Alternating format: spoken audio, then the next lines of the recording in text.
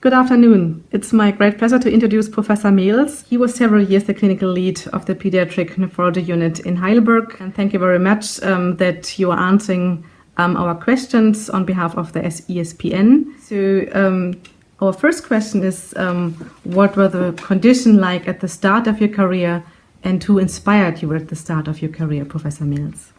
Yeah, first thank you for coming to my home and making this interview. Yeah, telling you from more than 50 years ago, it's not so easy.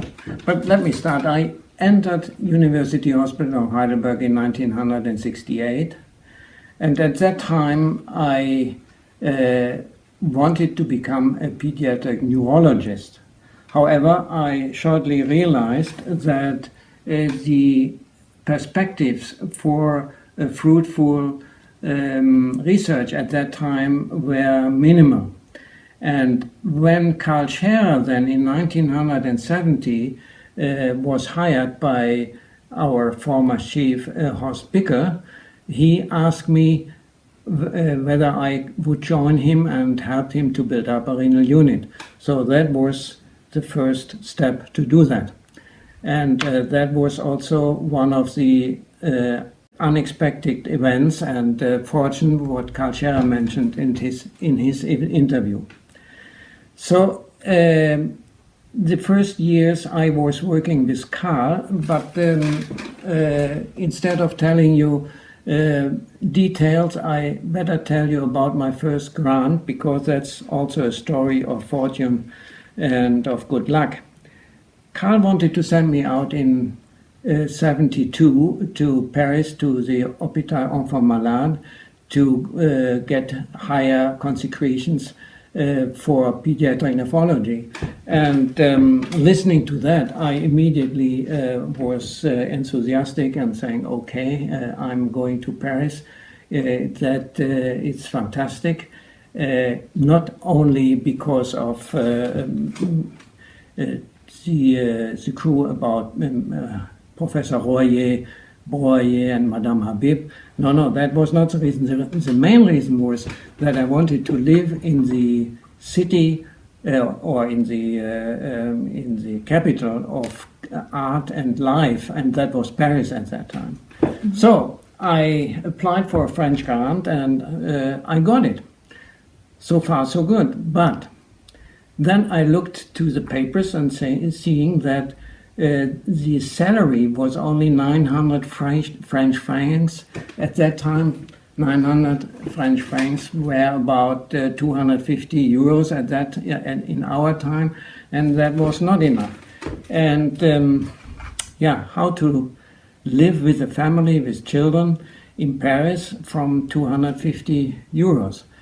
And I went 3 times to Paris, looking whether I could manage or not, and finally I decided not to do. And then I went out of the INSERM. INSERM is the NIH of France. And I obviously, when I went to the park, I was not in a very good condition. And then sometimes put his hand on my shoulder and said, "Young man, can I do something for you?" And I said, "You can't do too much for me. I like to go to the Gare du Nord and to go back to Heidelberg." "Yeah, I have the same way. Will you please come with me? I have a car and I have a chauffeur." And so we were sitting in the front of the car, and he said, "What are you doing? Why are you so unhappy?" And so I explained him the situation, that I wanted to come to Paris, but it's not possible, and because of the money. And he said, "Money? How much money?" And I told him the 900 French francs, and he said, "How much do you need, really?" And I said, "At least 2 times. And then he said, "Yes, you get it.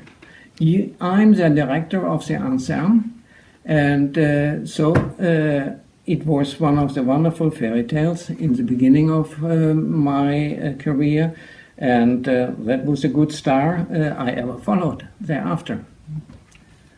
That is really a great story. Yeah, what do you like to know else?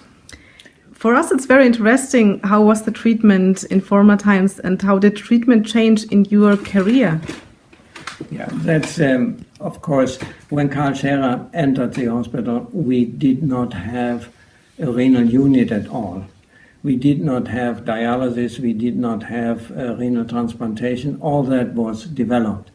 And of course, this happened stepwise, and we were cooperating with the Department of Surgery or Urology, and we prepared transplantation. We started dialysis first in the unit of the urology department, but later on we had our own dialysis unit. And what was great at that time, we had from the beginning home hemodialysis. And later on, when we went to CAPD, it was easy for us to train the people, which was much easier. But as you can imagine, those times were not easy. And also looking to patients, I remember that the biggest problem was anemia in those patients. Not the technical problems, but anemia. And the children couldn't go to school because they were so tired, and it was a disaster. And as I realized, the invention of EPO, when it came to the market, that was the biggest step in successful treatment of children with chronic renal failure. Yeah, what was the situation else? If we don't go to dialysis and transplantation, let's say nephrotic syndrome was one of the major points. And it was very funny that the nephrotic syndrome patients were treated by the endocrinologists. And why endocrinologists? Because they said, we have the best knowledge for corticosteroids, and so I think it's better we treat those patients because you as nephrologists don't understand too much. And only stepwise the patients came from endocrinology to nephrology. And then we invented the other immunosuppressants. And not we invented, but we learned to use those, and we later on genetics came in the field. And today nephrotic syndrome is a very diverse disorder, whereas when we started we didn't know which was what. And Karl Schaefer and I published the first paper, I think, on familial nephrotic syndrome in 76, but without genetics, only with looking to the papers and then putting hypotheses which were not so wrong. Professor Mehls, could you please tell us about new discoveries in your career, for example, new treatments or new diagnostic procedures? Yeah, let me think. Probably I give you two examples. One is diagnostic and one is treatment. Let me start with renal osteodystrophy. At that time when we started, nearly every child had symptomatic renal osteodystrophy. And nothing was known about the disorder, nothing was known about hyperparathyroidism. And I had the luck that Eberhard Ritz in the adult department was also interested, and so I learned from him to do bone biopsies, and I think I was the first in the world who did micromorphometry, bone micromorphometry in children with CKD. And the knowledge from that was the fundament for further treatment.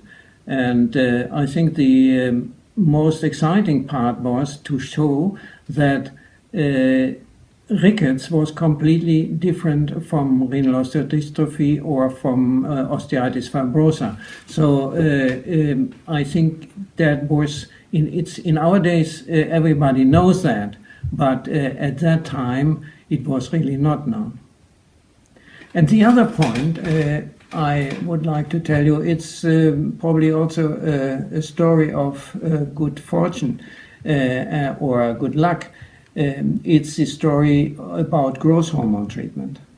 So for nearly a decade, we were looking what is the reason for stunting in children with chronic renal failure. And the first hypothesis was malnutrition. But whatever you did, the children did not grow.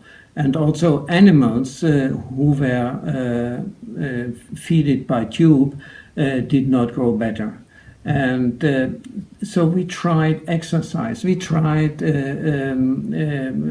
acidosis or contra-acidosis treatment and so on. And finally, we used porcine growth hormone to treat rats, uremic rats, and what we saw is that the rats started better to grow. In children, this treatment was never tried before because the growth hormone levels were normal in children with CKD.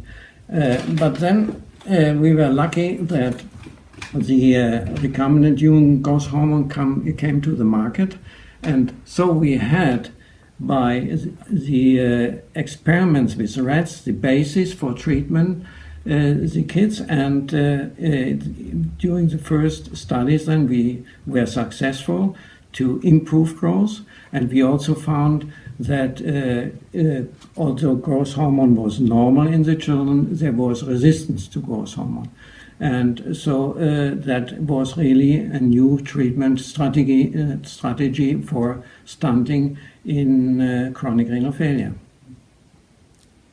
Yeah, thank you very much. I think it was really a milestone, the growth hormone treatment. Professor Mehls, you were very active to set up new studies, national and especially international studies. Can you please tell us about your motivation and if it was difficult to set up international studies during your career? It's a pleasure. Yeah, I think indeed some of my major merits is or are studies and multi-center studies. And before I tell you something about the results, probably I tell you something about my philosophy. Everybody knows that organizing studies is difficult. The first is you need money. The second is everybody likes to be the leader. Everybody likes to be on the paper afterwards. And so there is concurrence within the own unit, within different units in a country, between different centers in the world, etc. And so I tell you how I tried to solve this problem. So I burned my fingers from the experience in the German Society of Paediatric Nephrology. There we did wonderful studies in the 70s on nephrotic syndrome. However, there was only one leader, and the leader always faced one point, and he never supported other people and other ideas. And so I said, why shouldn't we start with a totally different concept? And the first is you don't have enough patients in one country, so it's much better to have patients from all over Europe. Second is why to do the studies only with the, let's say, the leaders or chiefs in the departments? Why not to ask very intelligent people who are not the chiefs, but who are on the way to do that? And the second is, or the next point was to ask friends from all over Europe to join a study. And we had then enough people, and then we applied for money at the German Minister of Health, for instance, and we founded the European Study Group. And our first very successful study was the diet study, where we showed that a low-protein diet was unfortunately not successful in decreasing the rate of deterioration of renal function. And this was an important result, fortunately supported by the adults too. Otherwise we would have had a big problem with publication. But that was a start. The European study group was very successful. After the diet study, we published some studies on vitamin D. In the meantime, we applied for more money because without money you can't keep a group together. And so with the main help of Franz Schaefer, we were successful to organize the ESCAPE study. And the ESCAPE study solved the problem whether the treatment of hypertension is able to reduce the progression of chronic renal failure. And you all know that this was a successful study. But what is a major point I want to make here is that if you have a group together and friendship is within the group, and then it goes on, and in our days the ESCAPE trial or the ESCAPE study meetings in Heidelberg are very well known, and I personally wish success for this group to produce major results also in the future. Let me do some final remarks on studies. I think the merit and success of the studies is due to the fact that we included not only people from Western countries, but also from countries from the East, from the Balkan, from Turkey. And I would like to take opportunity to really thank you to all these people and thank you to the friendship I have received by doing those studies together. And I think without that, the studies in the future can't be successful. In the context of studies, important friendships and meetings, could you please point out what was the role of the ESPN in your career? Yeah, the first ESPN meeting I attended was the meeting in 1970 in Heidelberg. And from that onward, I nearly attended all meetings until recently. So if you ask me what was the most important part of this, is in the beginning, the meeting or the society was certainly distinguished club of the best researchers in the world, and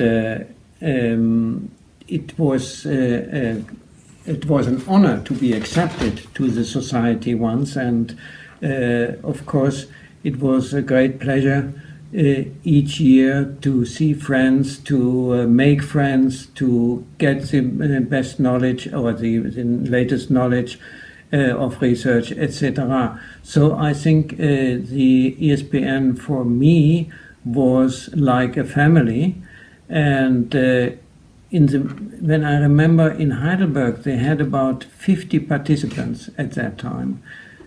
In the meantime, we have more than 400, 500, 700 participants, and so it's easier. It's not so easy to have this feeling of friendship with all, but I think for young people there is the opportunity, and also the latest activity of the ESPN to support research and young investigators is the right way to keep the society together. Thank you, Professor Mehls. Based on your own experiences, you have given already advices for us and for the next generation of pediatric nephrology. Do you want to add any advice from your point of view? Well, that's one of the very delicate things. When you are old and dinosaurs, then it's difficult not only to give advices in a family, but also to give advices to colleagues, to younger colleagues. Therefore, let me first start with an overview. If you look to the main topics in pediatric research, then it is certainly chronic renal failure, progression of renal failure, genetics, and cardiovascular disorders. And I think these topics are well taken by the young investigators, and there is wonderful work, and I'm especially proud on the crew in Heidelberg, Franz, Schaefer, Burkhard Tönshoff, Klaus-Peter Schmidt, Elke Wühl, and many, many others. And so far I can only congratulate and say they are on the right way. I still have some remarks which I try to formulate. And one is, let's say, the computer work. In our days, most of the research is done by the help of computers, and computers are wonderful. You can do fantastic research. You have the data in the computer, you can link the data, you can do genotype, phenotype correlations. For instance, you can perform a registry, you know the incidence of a disease, etc. It's all fantastic. But there's certainly one critical point, and this is treatment. When out of these association studies, treatment strategies are developed, it's critical. Because in my mind, association studies are not able to substitute intention to treat studies.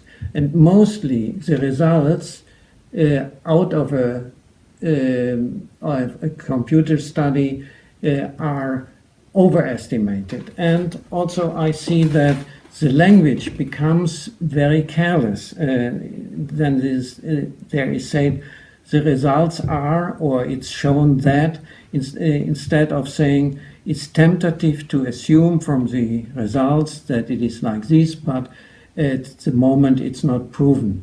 And so I wish that there is more careful critiques on those results, and that it's not taken as the only result for treatment. And there's also one other point I'd like to mention, and that's the temptation of statistics. With the computers, with all the possibilities today, you can do correlations from nearly everything. And if you have a positive univariate correlation, you say hooray, and then even if you go then to the multivariate analysis, so you get results which should be critically discussed. For instance, mostly you do not put more than 10 variables in a multivariate analysis. And after all, probably 2 variables together determine such and such amount of variation. But they explain mostly only a very small part of a variation. That means that the variation is explained by these two parameters by 10% or less. And instead of saying that now, it's not mentioned in the discussions of the paper, because it means that we did not look for the correct parameters, although we do not know better at the moment. Or we must say we do not have solved the problem at the end. We solved only a part. And I think this discussion should be much more clear. And also it should be said from those discussions and results of studies that, let me discuss one other point. And this is renal transplantation. Renal transplantation is a major topic. as I told before. And the studies which have been done in the past are important. These are mainly studies on switch off of corticosteroids, and it has been shown in many studies that this is possible in a majority of patients, and also that these patients grow better. On the other hand, because the whole scientific society was focusing to withdraw corticosteroids, they missed to do studies to reduce nephrotoxicity. And nephrotoxicity is certainly the major point we have to focus in the future. And the right studies would be to have different targets, for instance, for calcineurin inhibitors, like 40, 50, 60, 70 microgram per liter, and then to see whether the patients do have more reaction crisis on the one hand, or to reduce renal function on the other hand. And these studies are important because we were all waiting for new drugs which less nephrotoxicity, but these drugs did not come, and for the moment I don't see that they will come in the near future. I'm not aware that new drugs are in the pipeline. And lastly, a point that's psychosocial care. I'm working, as you know, in a center for rehabilitation for patients and families of children with organ transplantation, not only kidneys but also hearts and livers, etc. So facing those patients, I'm aware with the psychosocial problems every day. A few weeks ago, I was asked to prepare a talk on final outcome on patients who were transplanted during childhood. And then I realized survival data are existing and they are great. And we can be proud that after 20 years, 30 years, many patients are still alive. But what we do not know is how they live, and whether they are married, whether they have profession, whether they stay alone, etc. And it would be easy to put those questions within questionnaires for the computer work I mentioned earlier.